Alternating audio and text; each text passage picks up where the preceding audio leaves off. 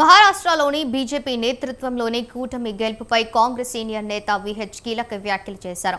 ఈ విజయం ప్రధాని మోదీ, కేంద్ర మంత్రి అమిత్ షాది కాదని ఆదాని, అంబానీదేనని ఆయన అన్నారు. మహారాష్ట్ర ఎన్నికలు కార్పొరేట్ల డబ్బు ప్రవాహంతో నడిచాయని ఆరోపించారు. మహారాష్ట్ర ఎన్నికల్లో తెలంగాణ నుంచి డబ్బులు వచ్చాయని ఆరోపించడం విడ్డూరంగా ఉందన్నారు.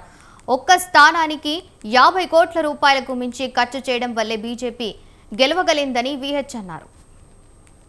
ప్రయత్నం చేశారు. తప్పనిసరిగా ఈ గెలుపు నరేంద్ర మోడీది, లేకుంటే అమిత్ షా గెలుపు కాదు. ఇది అదాని అంబానీ గెలుపు. ఇది అదాని కోటీశ్వర్లతో గెలుస్తున్నారు. కోట్ల రూపాయలు ఎక్కడికి వెళ్ళి వస్తాయి? మా దగ్గర 2 రాష్ట్రాలలో అభ్యర్థికి 50 కోట్లు ఇచ్చింది. కాబట్టి అదే సంజయ్ రౌత్ కూడా అదే మాట చెప్పాడు. కోట్ల రూపాయలు మీకు ఎందుకంటే అన్ని రాష్ట్రాలలో ఎక్కువ రాష్ట్రాలు మీ ప్రభుత్వమే ఉన్నది, కేంద్రంలో మీ ప్రభుత్వం ఉన్నది, దాని వెనకాల అదాని ఉన్నాడు, అనిల్.